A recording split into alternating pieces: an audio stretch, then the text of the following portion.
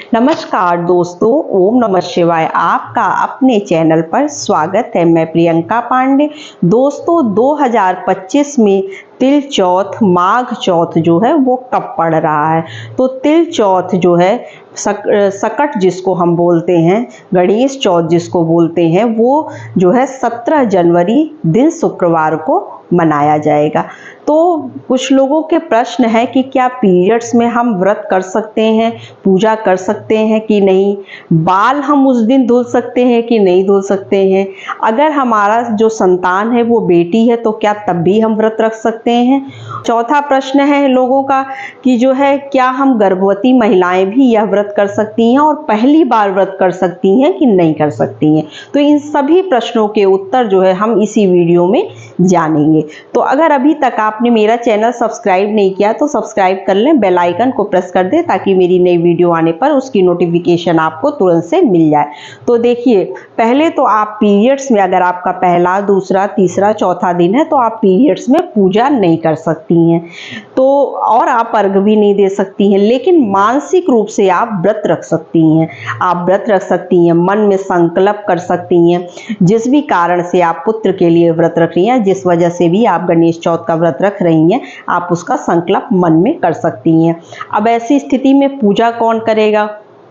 तो पूजा आपके घर में देखिए आपकी देवरानी, जिठानी, सास या फिर जो है आपका बेटा या फिर जो है पति भी कर सकते हैं पूजा को। और अर्घ भी आप नहीं दे सकती हैं, आप दूर से चंद्र देवता को प्रणाम कर सकती हैं और जो है सब मतलब दूर से ही आपको करना, आपको किसी चीज़ को छूना नहीं है और जो है वो अर्घ दे देंगे, आप दूर से प्रणाम कर लीजिएगा। तो ये आप कर सकती हैं, इस तरह से आप जो है व्रत करेंगी। लेकिन आप जो है मतलब इस तरह से आपको व्रत करना है। लेकिन जब व्रत का आप पारण करेंगी तो जो आपने भोग लगाया होगा प्रसाद में से एक लड्डू, उसी से आप जो है पारण मतलब दूसरों से लेकर जो है पारण कर लीजिएगा। अब आता है कि बाल धोना चाहिए कि नहीं धोना चाहिए। तो देखिए, पति के व्रत में मांग नहीं धुली जाती है, पति के व्रत में बाल नहीं धुला जाता है, लेकिन संतान के व्रत में जो है बाल धुला जाता है। तो आप गणेश चौथ के दिन जो है बाल धुलकर ही, साफ स्वच्छ वस्त्र पहनकर ही पूजा करिएगा, उसमें कोई दिक्कत नहीं है। ये किसी शास्त्र में नहीं लिखा है कि आप जो है पुत्र के व्रत में बाल नहीं धो सकती हैं, तो आप बाल धो सकती हैं उस दिन। और जो है तीसरा प्रश्न लोगों का है कि जो है क्या अगर मेरे पास बेटी संतान है तो क्या हम व्रत रख सकते हैं? संतान है, चाहे बेटी है चाहे बेटा है, आजकल बेटी बेटे में कोई फर्क नहीं रह गया। तो आप देखिए, संतान अगर आपके पास बेटी है तो आप उसके लिए भी व्रत कर सकती हैं। यहाँ तक कि लोग बहुत सी चीज़ों के लिए व्रत करते हैं। अब बच्चे की प्राप्ति के लिए भी व्रत कर लेते हैं कि जैसे हमें संतान की प्राप्ति हो जाए, इसके लिए भी गणेश चौथ का व्रत रखते हैं। बहुत लोग विद्या के लिए, अपने घर में सुख शांति के लिए व्रत रखते हैं। तो गणेश चौथ का व्रत कोई ऐसा नहीं होता है कि जो है सिर्फ जिसके पास पुत्र है वही व्रत रखे, कोई भी इसका व्रत रख सकता है, ये किसी शास्त्र में नहीं लिखा हुआ है। तो ये आप कर सकती हैं। और चौथी चीज़ है कि क्या गर्भवती महिलाएं जो है इस व्रत को कर सकती हैं?